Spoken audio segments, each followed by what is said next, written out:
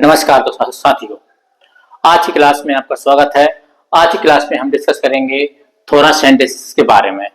Thoracentesis क्या होता है, थोरासेंटेसिस किस प्रकार का प्रोसीजर होता है, ठीक है, इसमें क्या किया जाता है, इसमें ठीक है क्या है थोरासेंटेसिस। जो थोरासेंटेसिस है वह एक प्रोसीजर है। इसमें क्या होता है, thoracentesis is the aspiration of fluid from the pleural cavity. ठीक है, थोरासेंटेसिस है, थोरासेंटेसिस प्रोसीजर है। इसमें क्या किया जाता है, फ्लूइड का एस्पिरेशन किया जाता है। ठीक है, कहां से, प्लूरल कैविटी से। प्लूरल कैविटी से फ्लूइड का एस्पिरेशन क्या कहलाता है, थोरासेंटेसिस कहलाता है। ठीक है, प्लूरल कैविटी क्या होती है, प्लूरल कैविटी होती है, क्या होती है, जो लंग्स होते हैं अपने, ठीक है, ये लंग्स हैं, ठीक है ना। लंग्स जो होता है, लंग्स एक कैविटी से कवर होता है, उसको बोलते हैं प्लूरल कैविटी। ठीक है, जो लंग्स हैं अपने, लंग्स के बाहर की जो कवरिंग है उसको बोलते हैं विसरल प्लूरा। ठीक है, लंग्स के जो टच अंदर में जो कैविटी जो लाइनिंग है उसको बोलते हैं विसरल प्लूरा, और जो बाहर की लाइनिंग है उसको बोलते हैं पैराइटल प्लूरा। ठीक है, विसरल प्लूरा और पैराइटल प्लूरा, इन दोनों के बीच में जो स्पेस है उसको बोलते हैं प्लूरल स्पेस। ठीक है, विसरल प्लूरा और पैराइटल प्लूरा, इसके बीच में जो स्पेस होता है उसको बोलते हैं प्लूरल स्पेस बोलते हैं। ठीक है, इस स्पेस में एक फ्लूइड भरा होता है। ठीक है, इस स्पेस में जो फ्लूइड भरा होता है उस फ्लूइड को बोलते हैं, क्या बोलते हैं, प्लूरल फ्लूइड। ठीक है, उस फ्लूइड को बोलेंगे प्लूरल फ्लूइड। ठीक है, प्लूरल स्पेस में पाए जाने फ्लूइड को बोलते हैं प्लूरल फ्लूइड। इस फ्लूइड का क्या काम होता है, इस फ्लूइड का काम होता है जो लंग्स होते हैं, ठीक है, लंग्स को, जो लंग्स है और इसकी जो लेयर है, इन लेयर्स को आपस में लुब्रिकेट का काम करता है ना, फ्रिक्शन से रोकता है, घर्षण से, घर्षण कम करता है, लुब्रिकेशन का काम करता है, चिकनाहट का काम करता है। ठीक है, तो वही है प्लूरल फ्लूइड क्या करता है, पैराइटल प्लूरा और विसरल प्लूरा जो है उसके बीच में लुब्रिकेशन का काम करता है। ठीक है ना, तो ये है the pleural cavity contain small amount of fluid to lubricate the lining between the lungs and pleura. ठीक है, लंग्स और प्लूरा के बीच में जो लाइनिंग है, जो लेयर है, उसको आपस में फ्रिक्शन होने से रोकता है। ठीक है, क्या काम करता है, एक लुब्रिकेशन, चिकनाहट का काम करता है। ऐसा में स्मॉल अमाउंट कितना होता है, 5 से लेकर 10 ml, 5 to 10 ml pleural fluid जो है वह नॉर्मल अमाउंट में पाया जाता है। लेकिन अगर इससे ज्यादा मात्रा हो जाए, 1 लीटर हो जाए, है ना, 1 लीटर या 500 ml, तो ये अबनॉर्मल है। तो इस जो फ्लूइड है इसको निकाला जाता है, उसको बोलते हैं थोरासेंटेसिस। ठीक, अब देखते हैं इंडिकेशन, थोरासेंटेसिस किस किस कंडीशन में किया जाता है। ठीक है, तो थोरासेंटेसिस किया जाता है, प्लूरल इफ्यूजन हो गया हो, मतलब लंग्स की जो लेयर है, ठीक है ना, पैराइटल प्लूरा और विसरल प्लूरा पढ़ना पड़ा है, प्लूरल स्पेस में अगर क्या भर गया होगा, फ्लूइड भर गया हो। ठीक है, अगर क्या भर जाए फ्लूइड, अगर फ्लूइड का एक्युमुलेशन हो जाए तब उस कंडीशन में क्या करते हैं, थोरासेंटेसिस। और कब कर सकते हैं, इन कंडीशन ऑफ एम्फाइसीमा, है ना, अगर क्या हो जाए, लंग्स में इन्फ्लेमेशन हो जाए और जो एल्वलाई है वो परमानेंटली डायरेक्ट हो जाए। ठीक है, किस कंडीशन में कर सकते हैं, इन्फ्लेमेशन, इन्फ्लेमेशन कंडीशन में क्या होता है, इन्फ्लेमेशन होगा तो क्या होगा, एक्सेस अमाउंट में फ्लूइड निकलेगा और प्लूरल एफ्यूजन होने का चांस होता है। और कब हो सकता है, हिपोथोरैक्स। ठीक है, प्लूरल स्पेस में क्या भर जाए, ब्लड भर जाए, ब्लड का एक्यूमुलेशन हो जाए। ठीक है, ब्लड का एक्यूमुलेशन हो जाए, किस वजह से हो सकता है, ट्रॉमा हो सकता है ना, ट्रॉमा हो गया, मान लीजिए चेस्ट में ट्रॉमा हुआ और हीमोथोरेक्स, ब्लड का ब्लीडिंग हुआ और ब्लड जो है ब्लड आके प्लूरल स्पेस में आके भर गया।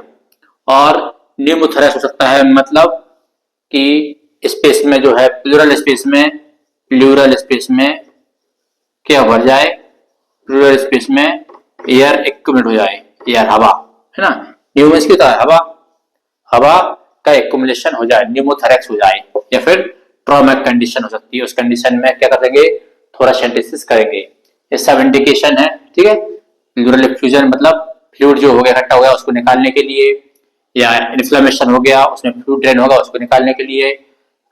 और हीमोथोरेक्स, ब्लड एक्यूमुलेशन हो गया है प्लूरल स्पेस में, उसको रिमूव करने के लिए, निकालने ड्रेन करने के लिए। और न्यूमोथोरेक्स, एयर इकट्ठी हो गई है, एयर भर गई है ना, ट्रॉमा हुआ, ट्रॉमा होने के कारण प्लूरल स्पेस में नेगेटिव ग्रेविटी के कारण क्या चली गई, एयर चली गई अंदर, ठीक है। तो एयर हो गई इकट्ठी, या फिर ट्रॉमा होने के कारण। इसके कंडीशन में क्या करते हैं, थोरासेंटेसिस करते हैं। अब देखते हैं प्रोसीजर, थोरासेंटेसिस का प्रोसीजर क्या होता है। इसमें देखते हैं, फर्स्ट है पोजीशन। जो भी पेशेंट है उसको सबसे पहले तो प्रोसीजर के बारे में एक्सप्लेन करेंगे, है ना, कि कौन सा प्रोसीजर कर रहे हैं और किस पर्पस के लिए कर रहे हैं, ठीक है ना। प्रोसीजर उसको पेशेंट को पूरी तरीके से एक्सप्लेन करके इसके बाद उसको क्या करेंगे, पेशेंट को पोजीशन देंगे।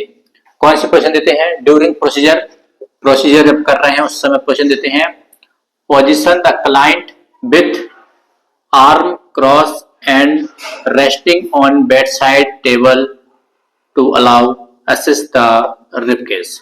देखें, जो पेशेंट है जिसका थोरासेंटेसिस कर रहे हैं उसको क्या करेंगे, उसके दोनों हाथों को क्रॉस करवाएंगे, ठीक है। और बेड साइड जो टेबल होती है, कार्डियक टेबल जिसको बोलते हैं, उस पर पेशेंट का हाथ रख के उस पर सिर आगे की ओर बेंड करके रेस्ट कराएंगे, जिससे कि जो इसकी रिब्स का जो एरिया है वह इजीली असेस किया जा सके, ठीक है। इसके बाद नेक्स्ट देखते हैं, instruct the client not to cough during insertion to the needle. जो भी पेशेंट है, जो भी क्लाइंट है, उसको बोलेंगे कि निडल इंसर्ट के समय, जब निडल को इंसर्ट कर रहे हैं उस समय खांसना नहीं है ना, कफिंग नहीं करना है, जिससे कि प्रॉपर साइट पे निडल इंसर्ट की जा सके और इंजरी से प्रिवेंट किया जा सके। इसके बाद नेक्स्ट पॉइंट है, the practitioner select the site and anaesthetise the puncture site. जो भी डॉक्टर है, एनेस्थेसियोलॉजिस्ट जो भी है ना, वह क्या करेगा, साइट को सिलेक्ट करेगा और उस एरिया को क्या करेगा, एनेस्थेसिया प्रोवाइड कराएगा, जिससे कि पेशेंट को जो पेन है वो कम से कम हो, उसका सेंसेशन कम से कम हो जाए। नेक्स्ट है needle insertion site for haemothorax and pleural effusion, ठीक है।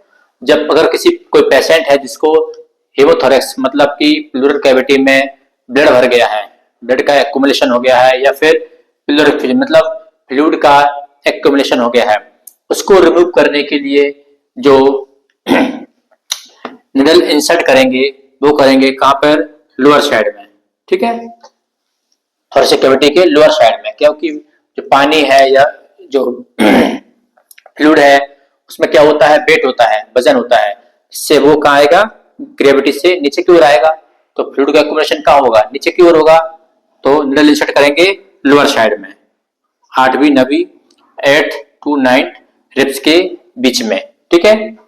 और न्यूमोथोरेक्स, जब एयर भर जाए, मतलब न्यूमोथोरेक्स हो जाए, जब प्लूरल स्पेस में एयर एक्यूमुलेशन हो जाए, तो एयर क्या होती है, लाइट वेट की होती है, वजन कम होता है, तो वह ऊपर की ओर दिखे रहेगी, ठीक है ना। तो जो नीडल का इंसर्शन करेंगे वो करेंगे कहां, जो कैविटी है अपनी, है ना, थोरेसिक कैविटी में ऊपर की साइड में करेंगे, ठीक है, सेकंड एंड थर्ड रिब्स के बीच में करेंगे, ठीक है ना, आया समझ में। हीमोथोरेक्स एंड प्लूरल इफ्यूजन में करेंगे 8th एंड 9th रिब्स में, ठीक है, और न्यूमोथोरेक्स में करेंगे कहां, सेकंड एंड थर्ड रिब्स में, इनके बीच में, आया समझ में। Between second and third ribs. ये इसकी है पेशेंट की पोजीशन, समझ में आ गई। अब देखते हैं कि ड्यूरिंग प्रोसीजर दौरान क्या करना है। During procedure monitor the client for symptoms of pneumothorax. ठीक है, प्रोसीजर के दौरान पेशेंट के सिम्टम्स चेक करना है, किसके लिए, न्यूमोथोरेक्स के लिए। कहीं उसके लंग्स में हवा तो नहीं भर रही है ना, जो प्लूरल स्पेस है उसमें कहीं जो एयर है वो तो लीक नहीं हो रही है ना। न्यूमोथोरेक्स कलेक्शन ऑफ एयर क्या होता है, न्यूमोथोरेक्स क्या होता है, collection of air and gas in the pleural space, जो क्या करता है, causing the lungs to collapse. अगर प्लूरल स्पेस में बहुत ज्यादा मात्रा में एयर एंटर कर जाएगी, इससे प्रेशर बनेगा और लंग्स कोलैप्स होने के चांस होते हैं। ठीक है, अगर न्यूमोथोरेक्स अगर एयर एंटर करेगी प्लूरल स्पेस में, उस कंडीशन में क्या होगा, पेशेंट को डिस्निया के सिम्टम्स आएंगे, डिस्निया होगा, पल्मोनरी कंडीशन होगा, टैकीकार्डिया होगा या वर्टिगो, चक्कर आएंगे और चेस्ट पेन हो सकता है। ठीक है, ये सब सिम्टम्स किसके हैं, न्यूमोथोरेक्स। और आगे देखते हैं कि monitor the client for hypotension, और हाइपोटेंशन के लिए भी, लो ब्लड प्रेशर के लिए भी उसको मॉनिटर करना है। ठीक है, नेक्स्ट पॉइंट है, इंपॉर्टेंट पॉइंट है, should not remove more than 1000 ml या 1 litre fluid in a single times. एक बार में 1 लीटर से ज्यादा फ्लूइड का एस्पिरेशन या ड्रेन नहीं करना है, शुड है ना। किसी को प्लूरल एफ्यूजन है, उसको कर रहे हैं थोरासेंटेसिस, तो उस कंडीशन में किसी पर्सन को, एक पेशेंट से एक बार में, ठीक है, 1 लीटर से ज्यादा फ्लूइड जो है उसको ड्रेन नहीं करना है। अगर ऐसा करते हैं, उससे ज्यादा करते हैं, तो उसको हाइपोटेंशन होने के चांस होते हैं। ठीक है, अब देखते हैं पोस्ट प्रोसीजर। ठीक है, प्रोसीजर के बाद क्या करते हैं, observe for cardiopulmonary changes. Patient है, उसको देखना है कार्डियोपल्मोनरी चेंजेस है ना, and western shift as to vital sign. Post procedure में देखना है कि उसको कार्डियक चेंजेस तो नहीं आ रहा है, उसके पल्मोनरी चेंजेस तो नहीं आ रहे हैं। उस कंडीशन में जैसे कि हो सकता है उसको रेस्टलेसनेस हो रही हो, ब्रीथिंग डिफिकल्टी हो रही हो, डिस्निया हो रहा हो जैसे कि, और टैकीकार्डिया हो रहा हो, उस सब कंडीशन को असेस करना है। इसके बाद पोजीशन जो कहते हैं, पोस्ट प्रोसीजर में पोजीशन देते हैं side line to non affected side. जिस साइड अफेक्टेड पार्ट है या जिस साइड ब्लड इंसर्ट की है, उस साइड को अपर साइड में रखना है। ठीक है, side line position to non affected area. ठीक है, इसके बाद जो पर्पस है, पर्पस उसका जो है वो है टू रिमूव एक्सेस फ्लूइड। ठीक है, एक्स्ट्रा फ्लूइड जो हो गया है यार होगा, उसको रिमूव करना है।